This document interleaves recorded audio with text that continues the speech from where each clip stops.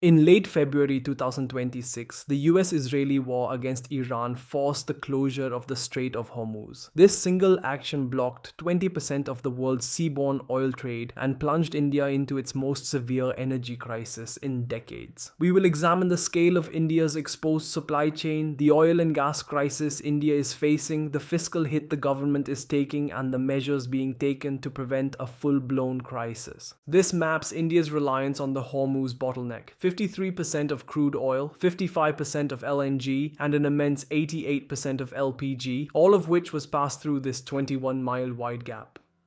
Against this flow, India's strategic reserves provide a buffer of just 9.5 days. The impact at the household level is immediate. Over 330 million Indian homes face up to 45-day wait times for LPG cylinders, driving black market prices to 5,000 rupees and forcing government rationing. The threat extends to agriculture. Millions of rural families are now forced back to wood, coal, and kerosene. This effectively reverses a decade of public health progress designed to bring clean cooking fuel to the countryside. The geopolitical conflict in the Middle East has entered the Indian household, threatening basic survival for those who can no longer find or afford gas. 40% of India's fertilizer imports originate in the Middle East, and those shipments are now frozen. The timing is critical. Farmers are currently entering the Kharif or monsoon planting season, and many are already panicking and stockpiling fertilizer. If those nutrients don't reach the fields, crop yields for rice and pulses will drop, inevitably driving up domestic food prices later this year. At the same time, the industrial economy is absorbing a price shock. Crude oil surged from $69 a barrel in February to $113 by March. This price spike inflates the national import bill and cripples industrial production as energy costs for factories become unsustainable.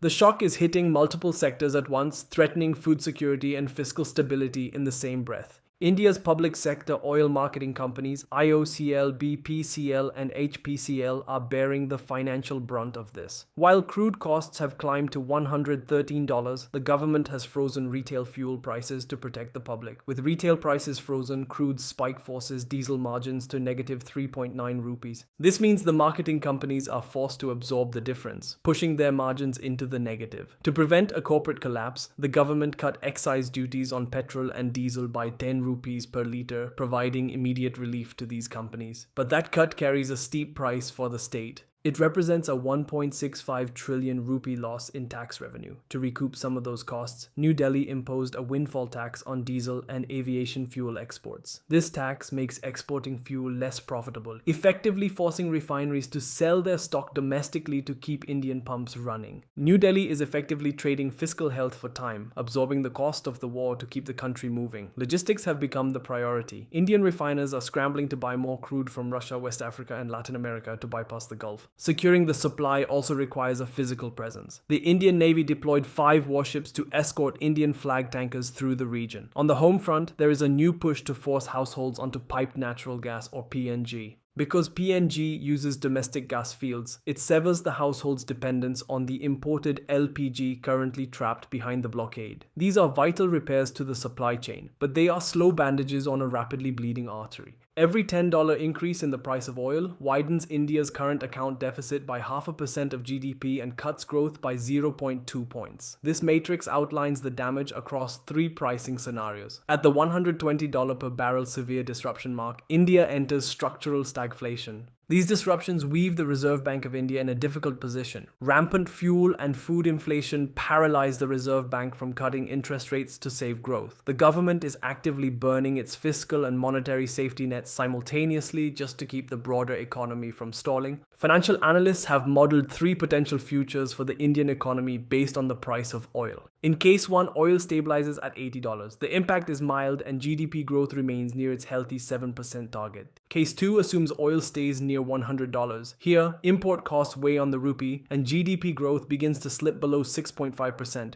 Case 3 is the severe scenario. At $120, the supply disruptions create stagflation, a combination of spiked inflation and crippled growth. The longer the strait remains closed, the higher the likelihood that India's economic expansion will be knocked off course. This crisis has undermined the long-standing argument for imported natural gas acting as a bridge fuel for the energy transition. Instead, the pain at the pump is creating a massive market signal, driving a direct move toward domestic, clean alternatives. Consumer behavior is shifting overnight. In March 2026, domestic electric vehicle registrations spiked 50% year over year as citizens look for any way to escape the rising fuel prices. Concurrently, the state is abandoning imported LNG as a bridge fuel. The government rushed to install 580,000 domestic piped natural gas connections in a single month to eliminate reliance on imported LPG. At the industrial level, there is a renewed interest in coal gasification, converting India's own coal reserves into gas to replace imported energy entirely. In 1991, an oil shock triggered by the Gulf War forced India to liberalize its economy. This crisis provides a similar catalyst, forcing the country to reconsider its dependence on imported lifelines. The Hormuz disruption is a historic wake-up call. The 2026 Hormuz closure proves that mere supply diversification is insufficient, forcing an accelerated transition toward domestic renewables and coal gasification as a matter of national survival.